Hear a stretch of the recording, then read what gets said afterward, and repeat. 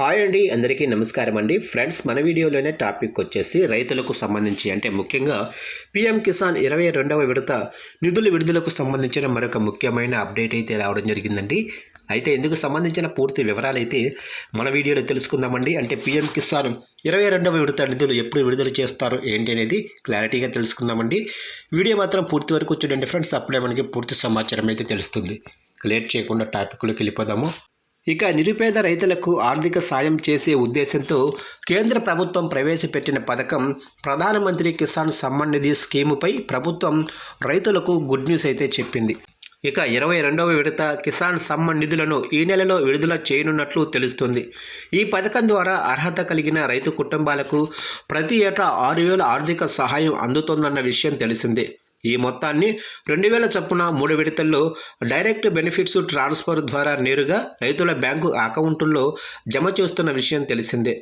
ఇక సాధారణంగా పీఎం కిసాన్ చెల్లింపు ప్రతి 4 నెలలకు ఒకసారి చెల్లిస్తారు. ఇక 21వ విడతకు సంబంధించి గత ఏడాది నవంబర్లో రైతులకు చెల్లించారు. ఇక ఇప్పుడు 22వ విడత చెల్లింపులు ఈ నెల అంటే ఫిబ్రవరి మార్చి మధ్యలో విడుదలయ్యే అవకాశం అయితే ఉందని తెలుస్తుంది. అయితే 22వ విడత పీఎం కిసాన్ డబ్బులు అందాలంటే రైతులు ఒక కొత్త నిబంధనను తప్పక పాటించాల్సి ఉంటుందని కేంద్రం వెల్లడించింది.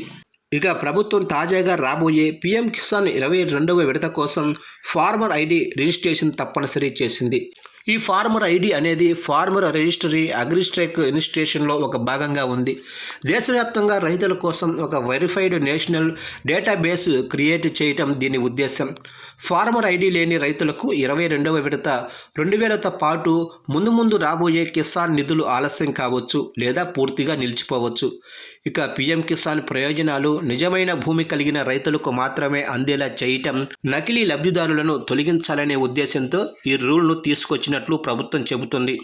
ఇక ఫార్మర్ ఐడి ద్వారా రైతు గుర్తింపు, భూమి రికార్డులు సులభంగా చెక్ చేసుకోవచ్చు. దీంతో సబ్సిడీలు వేగంగా, పారదర్శకంగా సరైన రైతులకు చేరుతాయి. మరోవైపు ఫార్మర్ ఐడితో పాటు ఈకేవైసీ తప్పనిసరి నిబంధనగా ఉంది. ఈకేవైసీ పూర్తి చేయని రైతులకు పీఎం కిసాన్ 22వ విడత జమ కాదు.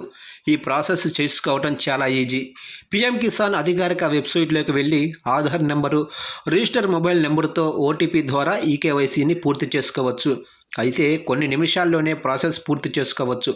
చెల్లింపులు నిలిచిపోకుండా ఉండేందుకు ఈకేవైసీ చాలా ముఖ్యం. రైతులు ఫార్మర్ ఐడి రిజిస్ట్రేషన్, ఈకేవైసీ 2 పూర్తయ్యాయా లేదా అనేది తప్పకుండా చెక్ చేసుకోవాలి. అధికారిక పీఎం కిసాన్ వెబ్సైట్లో ఈకేవైసీ సెక్షన్లోకి వెళ్ళి వివరాలు నమోదు చేసి ఓటీపీ వెరిఫికేషన్ చేయటానికి అవకాశం అయితే ఉంటుంది.